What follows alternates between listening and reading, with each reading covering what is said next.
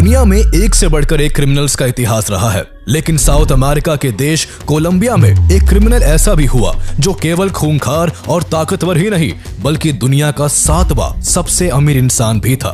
Cocaine की दुनिया का ये बेताज बादशाह लेट 1980s में $25 बिलियन का मालिक था।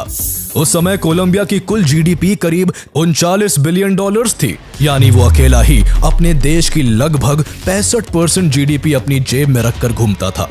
वो इतना अमीर था कि उसकी गैंग पैसा गिनती नहीं थी बल्कि उन्हें किलो के हिसाब से तौला करती थी। उसे अपनी दौलत को गोडाउन में भर के रखना पड़ता, जहां उसकी 10% कमाई हर साल चूहे ही कुतर जाते, जहां वो बिल्डिंग्स, आइलैंड, प्राइवेट जू, सॉकर फील्ड्स, कार्स, सबमरीन्स और एरोप्लेन्स जैसी अपनी पसंदीदा चीजों पर पैसा पानी की तरह बहाता, तो वही वो अपनी बेटी को ठंड से बचाने के लिए मिलियंस ऑफ डॉलर्स आग में जला देता। इतना सब करने के बाद भी उसकी अमीरी में रत्ती भर का भी फर्क नहीं आया। दुनिया के सबसे बड़े और सबसे अमीर ड्रग माफिया का केवल एक ही कानून था, प्लाता ओ प्लोमो। प्लाता का मतलब कि मेरे साथ मिल जाओ, मैं तुम्हें इतना अमीर बना दूंगा कि तुम्हारी 7 पुश्तें बैठकर खाएंगी। और प्लोमो का मतलब कि अगर तुम मेरे खिलाफ गए तो मैं तुम्हें क्या, तुम्हारे पूरे खानदान को मिट्टी में मिला दूंगा। उसके इस खतरनाक नियम की वजह से पुलिस हो या मिनिस्टर्स, जर्नलिस्ट हो या फिर जजेस, सब उसकी जेब में थे। जो भी उसके खिलाफ गया उसने उसको मौत की नींद सुला दिया। अपनी क्राइम की हिस्ट्री में उसने 4000 से भी ज्यादा लोगों को मौत के घाट उतारा, जिसमें 600 से ज्यादा केवल पुलिस ऑफिसर्स थे। उसका खौफ इतना था कि उसके बस नाम से लोगों की रूह कांप जाती, और ताकतवर इतना कि उसके इशारे पर देश का संविधान बदल जाता। वो अरेस्ट भी हुआ तो केवल इस शर्त पर कि जेल भी उसकी बनाई हुई होगी और जेल के गार्ड्स भी उसके ही होंगे।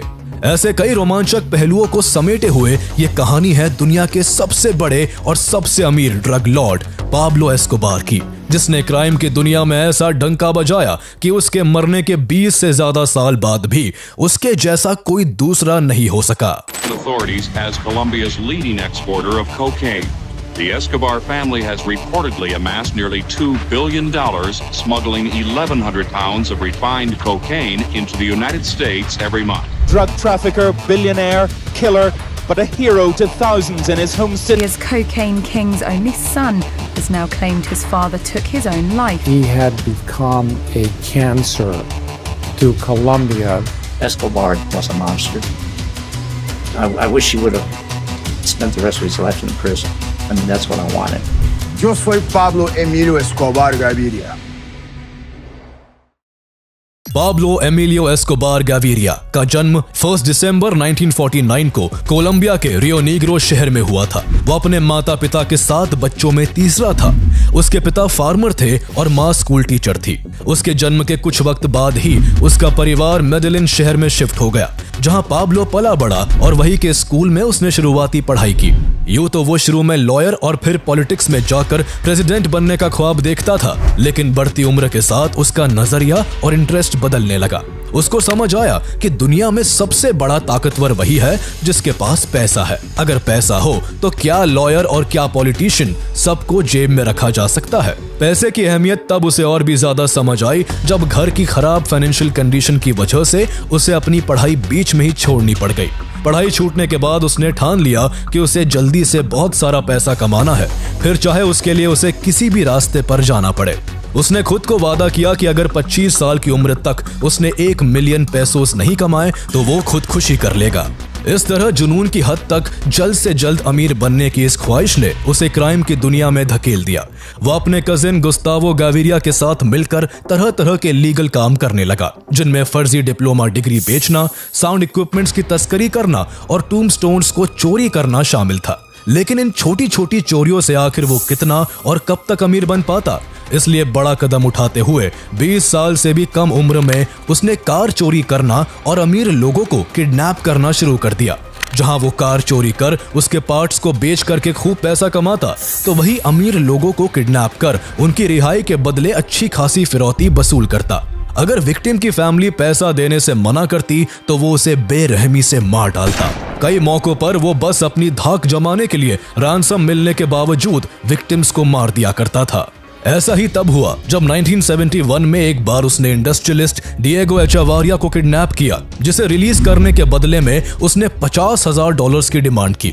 उसकी डिमांड पूरी होने और उसे मन मुताबिक पैसे मिलने के बाद भी उसने डिएगो की जान ले ली। ये चोरी और किडनैपिंग का सिलसिला यूं ही चलता रहा और खुद से किए वादे को पूरा करते हुए वो महज 22 साल की उम्र में ही मिलियनेयर बन गया। एक तरफ उसकी बढ़ती क्राइम एक्टिविटीज से बाकी के क्रिमिनल्स के बीच उसका दबदबा हो रहा था, तो वहीं दूसरी ओर वो पुलिस की नजरों में भी आने लगा था। बहुत बार पुलिस की गिरफ्त से बच निकलने के बाद आखिरकार साल 1974 में कार चोरी करने के जुर्म में उसे अरेस्ट कर लिया गया, जिस कारण उसे कई महीनों तक जेल की हवा खानी पड़ी। जेल जाने के बाद भी पाब्लो का हौसला डगमगाया नहीं, बल्कि उसने पुलिस को रिश्वत देने का तरीका ढूंढ निकाला और अपना काम जारी रखा। पाब्लो का मकसद ही पैसा कमाना था, इसलिए जहां भी उसे ज्यादा कमाई दिखाई देती वो हर उस फील्ड में घुस जाता। वो पैसे के लिए पहले चोरी, फॉर्जरी, किडनैपिंग और मर्डर जैसे क्राइम करता था, लेकिन जब उसका सामना कोकेन के बिजनेस से हुआ तो उसके प्रॉफिट के आगे उसको बाकी सभी काम फीके लगने लगे। ये 1970s का वो दौर था जब अमेरिका में ड्रग्स स्मगल कर कोलंबिया के ड्रग ट्रैफिकर बेशुमार पैसा छाप रहे थे। जो भी इस धंधे में था वो माला माल हो रहा था। इसे अपॉर्चुनिटी के तौर पर देखते हुए पाब्लो एस्कोबार ने इस धंधे में घुसने का मन बना लिया।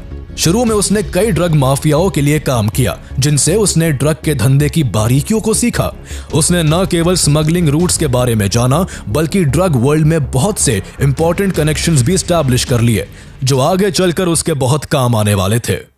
पाब्लो बहुत अच्छे से जानता था कि बड़ी कामयाबी और बड़ा पैसा दूसरों के लिए काम करके नहीं कमाया जा सकता, इसलिए वो ड्रग्स की दुनिया की अच्छी समझ होने के बाद खुद का ड्रग कार्टेल बनाना चाहता था।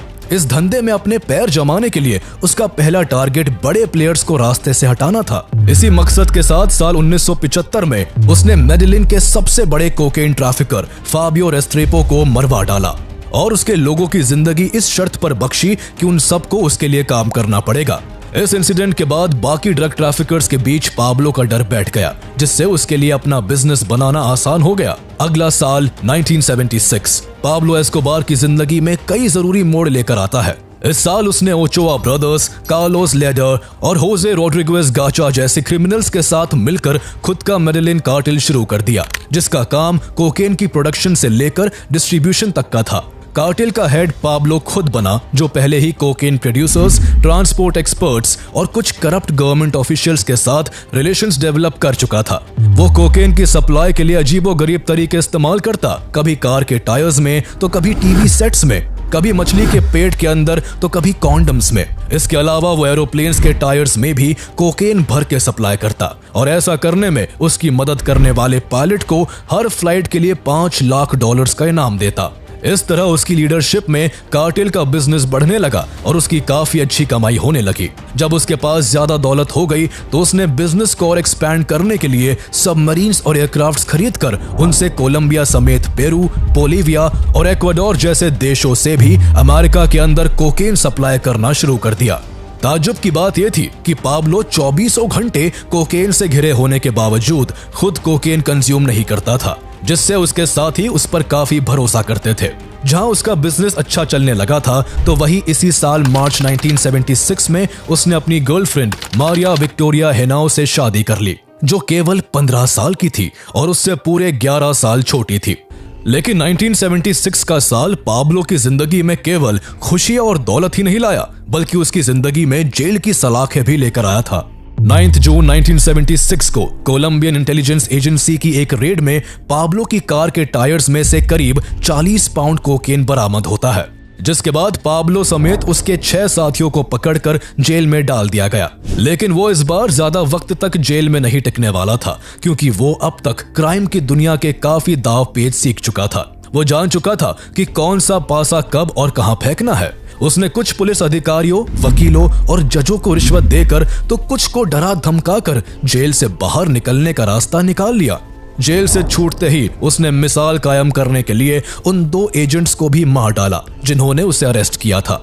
इस तरह पाब्लो ने अपनी मंशा पूरी दुनिया के सामने साफ जाहिर कर दी थी कि या तो मेरे साथ काम करो या फिर मारे जाओ। इसी को उसने प्लाता और प्लोमो का नाम दिया। प्लाता यानी रिश्वत लो और मेरे साथ हो जाओ, मैं तुम्हें ऊपर से नीचे तक पैसे से भर दूंगा, या फिर प्लोमो यानी अगर मेरे खिलाफ गए तो मैं तुम्हारे साथ साथ तुम्हारे परिवार को भी खत्म कर दूंगा। जर्नलिस्ट हो या फिर पुलिस ऑफिसर्स, मिनिस्टर्स हो या फिर जजेस, सबके सामने वो केवल यही दो ऑप्शंस रखता। उसके इस खतरनाक नियम का असर ये हुआ कि लोग उससे डर कर घूस लेने लगे और उसका धंधा दिन दुनी रात चौगुनी तरक्की करने लगा। जब व्यापार बढ़ने लगा तो दौलत भी बेशुमार बढ़ने लगी। पाब्लो उस दौलत से और भी ज्यादा दौलत कमाने के रास्ते खोजने लगा। उसके कार्टेल ने बहामास के नॉर्मन्स के आइलैंड पर काफी जमीन खरीदी, साथ ही वहां 1 किलोमीटर का एयर स्ट्रिप, कई एयरक्राफ्ट्स, एक हार्बर, कुछ बोट्स और मकान खरीदे। वहां कोकेन को स्टोर करने के लिए एक रेफ्रिजरेटेड वेयरहाउस भी बनवाया गया, जिसके बाद यह आइलैंड पाब्लो के मेडेलिन कार्टेल का सेंट्रल स्मगलिंग रूट बन गया। यह जगह बहुत सोच समझकर चुनी गई थी, क्योंकि यहां से अमेरिका के फ्लोरिडा का तट कोलंबिया के कंपैरिजन में काफी पास था, जिस कारण यहां से और भी तेजी और आसानी के साथ कोकेन अमेरिका के अंदर भेजा जा सकता था। साथ ही उसने कोलंबिया के कई ड्रग कार्टेल्स के साथ इस ऑफर के साथ टाई अप किया कि अगर वो अपने ड्रग्स को उसके थ्रू सप्लाई करेंगे तो पुलिस के पकड़े जाने या फिर कोई भी लॉस होने पर पाब्लो उनका पूरा भुगतान करेगा। इस तरह अदर कार्टेल्स भी उसके थ्रू ड्रग सप्लाई करवाने लगे, जिसके लिए पाब्लो उनके प्रॉफिट का एक बड़ा कट चार्ज करता। पाब्लो की स्ट्रेटेजी काम कर रही थी। पलक झपकते ही वो इंटरनेशनल ड्रग ट्रेड का मेजर प्लेयर बन चुका था। जहां अमेरिका के अंदर 80% कोकेन उसके द्वारा एक्सपोर्ट किया जा रहा था, तो वही वो अमेरिका के अलावा Mexico, Puerto Rico, the Dominican Republic, Venezuela और स्पेन के कोकेन ट्रेड का भी लार्जेस्ट पोर्शन कैप्चर कर चुका था। इस खतरनाक एक्सपेंशन का रिजल्ट ये हुआ कि वो कोकेन से हर हफ्ते $420 मिलियन कमाने लगा, जिस कारण पूरी दुनिया में उसे द किंग ऑफ कोकेन कहा जाने लगा। पाब्लो की किस्मत के सितारे बुलंदी पर थे। वो अपने ख्वाबों की जिंदगी जी रहा था। उसके पास पैसा इतना हो चुका था कि उन्हें बांधने के लिए हर महीने $2,500 केवल रबर बैंड पर खर्च करने पड़ते। गिनने में कई दिन लग जाते, इसलिए तोल कर उनका हिसाब रखा जाता और गोडाउन में भर दिया जाता। हर साल करीब $2 बिलियन चूहे कुतर जाते या फिर गल सड़ जाते। कमाई बेतहाशा थी तो पाब्लो के खर्चे भी कुछ कम नहीं थे। वो कई private planes, helicopters, cars, buildings और बंगलोज का मालिक बन चुका था। उसने सबसे ज्यादा खर्चा मेडेलिन में ही एक घर को बनाने में किया, जिसे उसने हैसिएंदा नेपोलिस का नाम दिया। उसने एक घर 7,000 एकड़ में बनवाया, जिसकी केवल जमीन ही $63 मिलियन की थी। उस आलीशान घर में उसने अपने पर्सनल एयरपोर्ट और हेलीपोर्ट बनवाए। साथ ही उसने कई artificial lakes, 6 swimming pools, soccer fields, dinosaur statue, bull fighting arena और टेनिस कोर्ट समेत एक पर्सनल जू भी बनवाया। पाब्लो एस्कोबार के जू में elephants, lions, rhinoceros, gazelles, zebras, hippos, camels और ऑस्ट्रिचेस समेत 200 तरह के जानवर थे, जिनमें से कुछ तो कोलंबिया के अंदर पाए भी नहीं जाते थे। इसलिए उन्हें उसने बाहर के देशों से अपने प्लेन्स के जरिए स्मगल करवाया था। पैसे की वजह से दुनिया पाब्लो की मुट्ठी में थी। वो जो चाहता उसे वो एक इशारे पर मिल जाता। उसने तब तक इतनी दौलत कमा ली थी कि वो क्या, उसकी आने वाली कई पीढ़ियां भी अगर कोई काम ना करती तो भी उनका गुजारा उसके कमाए हुए पैसों से हो जाता। लेकिन दौलत और ताकत का ऐसा नशा उसके सर चढ़ चुका था कि इतना सब भी उसको कम लगता था। उसने और भी ताकतवर बनने के लिए अपने बचपन के सपने को पूरा कर पॉलिटिशियन बनने का फैसला किया। उसकी रणनीति थी कि अगर वो बड़ा पॉलिटिशियन बन जाता है तो वो जिंदगी भर कानून से बचा रहेगा। इसी मकसद के साथ उसने पब्लिक वेलफेयर के काम करने शुरू कर दिए। उसने गरीबों के लिए मकान, हॉस्पिटल्स, स्कूल्स, चर्चेस, पार्क्स और स्टेडियम्स बनवाए, जिससे उसे पब्लिक पसंद करने लगी और उसकी पर्सनालिटी लोगों के बीच एक रॉबिन हुड की बन गई। बढ़ती पॉपुलैरिटी के बीच पाब्लो एस्कोबार ने कोलंबिया की पार्लियामेंट सीट के लिए कैंपेन शुरू किया और कुछ ही वक्त बाद नवंबर 1982 में उसे जायरो ओर्टेगा के सब्स्टिट्यूट के तौर पर चुन लिया गया। पाब्लो अब कोलंबियन पार्लियामेंट का मेंबर बन चुका था। दुनिया हैरान थी कि कोलंबिया का सबसे बड़ा क्रिमिनल ही देश की सत्ता में बैठा है। हद तो तब हो गई जब एक बार स्पेन में उसे कोलंबियन गवर्नमेंट का ऑफिशियल रिप्रेजेंटेटिव बनाकर भेजा गया। ये बात किसी के लिए भी हजम कर पाना मुश्किल था, क्योंकि स्पेन के अंदर सबसे ज्यादा ड्रग सप्लाई करने वाला पाब्लो एस्कोबार ही था। उसने इस तरह पॉलिटिक्स में आकर खुद को और भी पावरफुल बना लिया था। उसके कार्टेल का बिजनेस अब और भी स्मूथली चलने लगा था, जो अब केवल यूएस का ही नहीं पूरी दुनिया के कोकेन ट्रेड का 80% मार्केट कैप्चर कर चुका था। उसका अब सपना था कि वो अपने पॉलिटिकल करियर को इतना बड़ा कर ले कि वो देश का प्रेसिडेंट बन जाए। लेकिन इतने बड़े क्रिमिनल रिकॉर्ड के साथ प्रेसिडेंट बनना तो दूर, वो अपनी पार्लियामेंट सीट तक भी नहीं बचा पाया। जल्द ही ऑपोजिशन पार्टी के लोग उसके क्राइम्स की पोल खोलने लगे और उसे खुलेआम क्वेश्चन किया जाने लगा। उसके पॉलिटिकल करियर को भारी झटका तब लगा जब जस्टिस मिनिस्टर रॉड्रिगो लारा बोनीला ने उसका पूरा कच्चा चिट्ठा खोलकर उसके खिलाफ इन्वेस्टिगेशन शुरू कर दी। इन्वेस्टिगेशन में उसके पुराने केसेस खोले गए, साथ ही ड्रग्स की कमाई से खरीदी गई उसकी प्रॉपर्टीज और प्लेन्स को भी सीज करने का ऑर्डर दे दिया गया।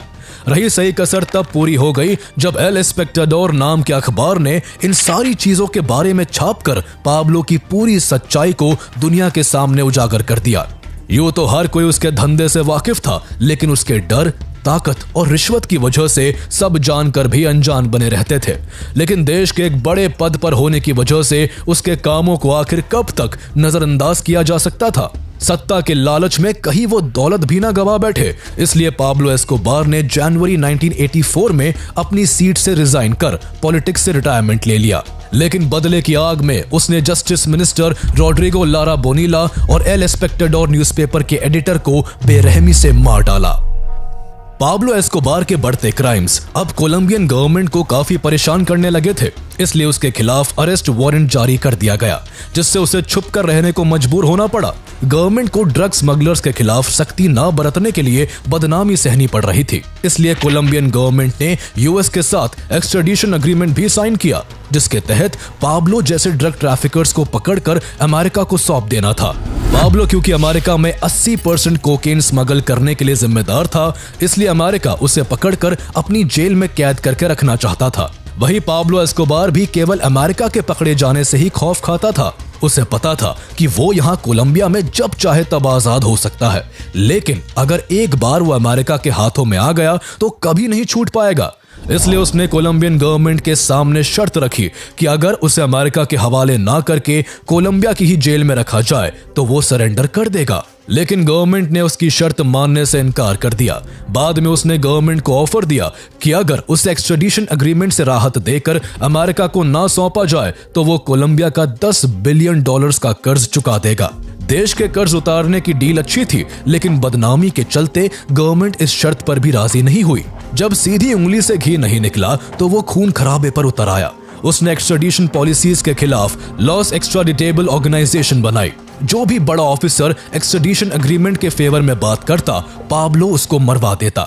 इसके अलावा उसने M19 नाम से मशहूर लेफ्ट विंग गुरिल्लास को फंडिंग की, जिन्होंने नवंबर 1985 में कोलंबियन सुप्रीम कोर्ट पर अटैक कर करीब आधे टॉप जजेस की जान ले ली। सुप्रीम कोर्ट को तहस नहस कर दिया गया और एक्सट्रेडिशन एग्रीमेंट समेत हजारों डॉक्यूमेंट्स जलाकर खाक कर दिए गए। इस तरह पाब्लो ने अपने ही देश के खिलाफ जंग छेड़ दी थी, लेकिन इतना सब करने के बाद भी उसकी मुसीबतें कम नहीं हुई। जहां वर्जिलियो बार्को वारगास ने देश का नया प्रेसिडेंट बनते ही यूएस के साथ फिर से एक्सट्रेडिशन ट्रीटी साइन कर दी, तो वही यूएस एजेंसीज की मदद से कोलंबियन फोर्सेस उसके ठिकानों पर रेड कर उसके कोकेन स्टोरेज को जब्त करने लगी। उसको हर तरफ से घिरता देख उसके राइवल काली कार्टेल ने भी उसे टारगेट करना शुरू कर दिया। इस तरह पाब्लो एस्कोबार के पीछे कोलंबियन गवर्नमेंट, अमेरिकन गवर्नमेंट और अब काली कार्टेल था, जिसने न केवल उसके कई मेंबर्स को मार गिराया, बल्कि उसकी बीवी बच्चों को निशाना बनाते हुए उसकी बिल्डिंग के जस्ट सामने 70 किलो का डायनामाइट एक्सप्लोड कर दिया। पाब्लो ने बदले में काली कार्टेल्स के कई मेंबर्स को मौत के घाट उतार दिया और फिर उस कार्टेल के ओनर की दर्जनों प्रॉपर्टीज को बॉम्ब ब्लास्ट करके मिट्टी में मिला दिया। दोनों तरफ से होते नुकसान को देख ये कार्टेल वॉर तो रुक गई, लेकिन अभी भी अमेरिका के नाम की तलवार उसके सर पर मंडरा रही थी। वक्त बदलता गया, लेकिन ना तो एक्सट्रेडिशन एग्रीमेंट रिजेक्ट हुआ, ना ही पाब्लो की बर्बरता रुकी, और इस तरह साल 1989 आ गया। यह साल दुनिया के लिए चौंकाने वाले आंकड़े लेकर आया था, जहां एक आंकड़ा पाब्लो एस्कोबार की नेटवर्थ का था जो करीब $25 बिलियन थी, और इस हिसाब से वो पूरी दुनिया का 7th रिचेस्ट पर्सन था। तो वही एक आंकड़ा पाब्लो द्वारा किए जा रहे मर्डर्स का था, जिसका असल में कोई भी एक्यूरेट नंबर नहीं था। बस सबको इतना पता था कि वो न केवल अपनी अमीरी की ऊंचाई पर है बल्कि अपनी खूनी खेल में भी पीक पर पहुंच चुका है। उस साल उसके कार्टेल ने बोगोटा, मेडेलिन, काली, बुकारामांगा, कार्टेजिना, बारेंक्विला और पेरेरा जैसे शहरों में 100 से भी ज्यादा बॉम्ब ब्लास्ट किए, जिसमें सैकड़ों लोग मारे गए। किसी की भी जान लेना अब उसके लिए जरूरत नहीं बल्कि उसकी आदत बन चुकी थी। वो जब चाहे जिसको चाहे मरवा सकता था। उसने civilians, rivals, police officers, journalist, ministers और जजेस किसी को नहीं बख्शा। वही अब उसके निशाने पर देश के नए प्रेसिडेंट बनने वाले लीडर्स भी थे। जहां अगस्त 1989 में उसने प्रेसिडेंट के सबसे बड़े दावेदार लुइस कार्लोस गैलान को मरवा डाला, तो वही नवंबर 1989 में प्रेसिडेंट पद के दूसरे मेन कैंडिडेट सीजर गैविरिया को मारने के लिए एवियांका फ्लाइट 203 को बॉम्ब से उड़वा दिया, जिसमें 100 से भी ज्यादा मासूम लोग मारे गए। किस्मत से सीजर गैविरिया से ये फ्लाइट मिस हो गई थी, जिस वजह से वो बच गए और देश के अगले राष्ट्रपति बन गए। इसके बाद कोलंबियन फोर्सेस और पाब्लो के बीच खून का खेल कई महीनों तक लगातार चलता रहा, जहां पाब्लो ज्यादा से ज्यादा पुलिस ऑफिसर्स को मारने के लिए गैंगस्टर्स को भारी भरकम इनाम देता था, तो वही कोलंबियन फोर्सेस ने भी उसके क्राइम में इन्वॉल्व उसके cousin and right hand Gustavo Gaviria, brother in law Fabio Henao और उसके कार्टेल के second in command Rodriguez Gacha समेत उसके कई करीबी साथियों को मौत की नींद सुला दिया था। साथ ही उसके सैकड़ों साथी अरेस्ट कर लिए गए थे। इस लगातार चलती खूनी हलचल पर ब्रेक तब लगा जब 1991 में कोलंबियन अथॉरिटीज ने पाब्लो के मन का फैसला सुनाते हुए कोलंबियन क्रिमिनल्स को अमेरिका के हवाले करने का कानून निरस्त कर दिया। इस कानून के बदलने के पीछे पाब्लो एस्कोबार का ही हाथ माना जाता है, लेकिन वो बस इतने भर से मानने वाला नहीं था। वो अपने टेररिज्म के दम पर सरकार से और भी ज्यादा छूट चाहता था। इसलिए उसने जून 1991 में इस शर्त पर खुद को सरेंडर किया कि वो खुद की बनाई हुई जेल में रहेगा और उस जेल की सिक्योरिटी के लिए गार्ड्स भी उसी के होंगे। साथ ही उसने ये शर्त भी रखी कि जेल के 12 मील के दायरे में कोलंबियन पुलिस मौजूद नहीं होनी चाहिए। उसकी तरफ से किए जा रहे लगातार बॉम्ब ब्लास्ट और मर्डर्स को देखते हुए कोलंबियन गवर्नमेंट को उसकी इस शर्त को भी मजबूरन मानना पड़ा। यह इतिहास में पहली बार था जब किसी क्रिमिनल को इतनी सहूलियत दी गई कि वो अपनी बनाई हुई जेल में रह सके। पाब्लो एस्कोबार ने अपनी दबंगाई से यह करिश्मा कर दिखाया था। उसने अपने लिए ला कैथेड्रल नाम का एक आलीशान प्रिजन बनवाया, जिसके कमरे किसी 5 स्टार होटल से कम नहीं थे। वेल डेकोरेटेड कमरों में बड़े बड़े bed, TV sets, music players, imported furniture, personal library और कारपेटेड फ्लोर्स थे। साथ ही जेल में पूल रूम्स, बार और सॉकर फील्ड भी मौजूद था, जहां उससे मिलने बड़े बड़े सेलिब्रिटीज, सॉकर प्लेयर्स और ब्यूटी क्वींस आती।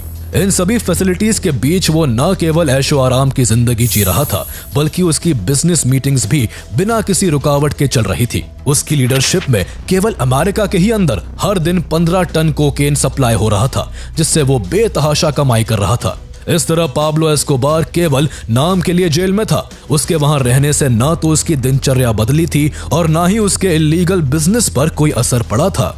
कई महीनों तक वो इसी तरह मजे से अपनी बनाई हुई जेल में रहा, लेकिन एक दिन जब उसने अपने कार्टेल के 2 मेंबर्स को टॉर्चर कर बुरी तरह मार डाला, तो गवर्नमेंट की चिंताएं फिर से बढ़ने लगी। सरकार को समझ आ चुका था कि पाब्लो के उस जेल में रहने से ना तो उसके कोकेन का धंधा कम होगा और ना उसकी ब्रुटैलिटी कम होगी। इसलिए उसको किसी टाइट सिक्योरिटी में रखने का फैसला किया गया। उसे पकड़ने के लिए 22 जुलाई 1992 को कोलंबियन फोर्सेस ने ला कैथेड्रल प्रिजन पर दस्तक दी, लेकिन तब तक बहुत देर हो चुकी थी। पाब्लो एस्कोबार को अपने सोर्सेस के जरिए गवर्नमेंट का प्लान पहले ही पता चल गया था और वो कोलंबियन फोर्सेस के आने से पहले ही फरार हो चुका था। उसका जेल से भागना कोलंबियन अथॉरिटीज के लिए बेहद शर्मनाक था। अमेरिका इस लापरवाही के लिए उन्हें फटकार रहा था। अमेरिकन गवर्नमेंट जल्द से जल्द अपने देश में बढ़ते ड्रग सप्लाई को रोकना चाहती थी, जिसके लिए कोकेन किंग पाब्लो एस्कोबार का पकड़ा जाना सबसे जरूरी था। इसलिए स्ट्रिक्ट एक्शंस लेते हुए कोलंबियन पुलिस और आर्मी के साथ अमेरिका की ड्रग एनफोर्समेंट एजेंसी DEA ने मिलकर पाब्लो एस्कोबार को पकड़ने के लिए सर्च ब्लॉक नाम की ऑपरेशन यूनिट तैयार की। साथ ही उससे जुड़ी कोई भी इंपॉर्टेंट इंफॉर्मेशन देने वाले के लिए 2.7 बिलियन कोलंबियन पेसोस का रिवॉर्ड डिक्लेयर कर दिया गया। पाब्लो एस्कोबार अपने राज में दुश्मनी के इतने बीज बो चुका था कि अब उसके लिए ज्यादा दिनों तक बच पाना मुश्किल था। जहां कोलंबियन एंड अमेरिकन गवर्नमेंट उसके पीछे हाथ धोकर पड़ी हुई थी, तो वही उसे खत्म करने के लिए लॉस पेपेस नाम का एक पैरामिलिट्री ग्रुप भी खड़ा हो चुका था। ये ग्रुप पाब्लो के राइवल्स और एनिमीज का था, जिनको उन फैमिली मेंबर्स का भी सपोर्ट था जिनके किसी अपने को पाब्लो ने मार डाला था। उसने अपनी जिंदगी में 4000 से भी ज्यादा लोगों की जान ली थी, जिनमें सैकड़ों पुलिस वाले थे। इसी से अंदाजा लगाया जा सकता है कि उसके अगेंस्ट में इस ग्रुप को कितने हजारों लोगों का सपोर्ट होगा। देखते ही देखते दौलत और शोहरत के शिखर पर बैठा हुआ पाब्लो एस्कोबार सबका दुश्मन बन चुका था। एक तरफ उसके एसोसिएट्स और मेंबर्स को पुलिस निशाना बना रही थी, तो दूसरी ओर लॉस पेपेस ग्रुप भी उसके सैकड़ों साथियों को मौत के घाट उतार रहा था। यह शायद पहली बार था जब उसकी अरबों खरबों की दौलत भी उसको प्रोटेक्शन नहीं दे पा रही थी। वो जेल से भागने के बाद किसी तरह करीब 1.5 साल तक पुलिस की गिरफ्त से दूर रहा, लेकिन 1 दिसंबर 1993 को जब वो अपने खुफिया ठिकाने पर अपने साथियों के साथ पार्टी करते हुए अपना 44वां जन्मदिन मना रहा था, तब उसे अंदाजा भी नहीं था कि ये उसका आखिरी बर्थडे होने वाला है। उसने अपने बर्थडे के मौके पर अपने बीवी बच्चों समेत अपने कई खास लोगों से कॉल पर घंटों तक बात की, जिन्हें यूएस की टेक्निकल असिस्टेंस की वजह से कोलंबियन अथॉरिटीज द्वारा ट्रेस किया जा रहा था, जिससे उसकी लोकेशन का पता लगा लिया गया। अगले ही दिन 2 दिसंबर 1993 को कोलंबियन पुलिस ने मेडेलिन की एक बिल्डिंग पर धावा बोल दिया। पुलिस को देख पाब्लो और उसके साथी बिल्डिंग की छत से भागने लगे।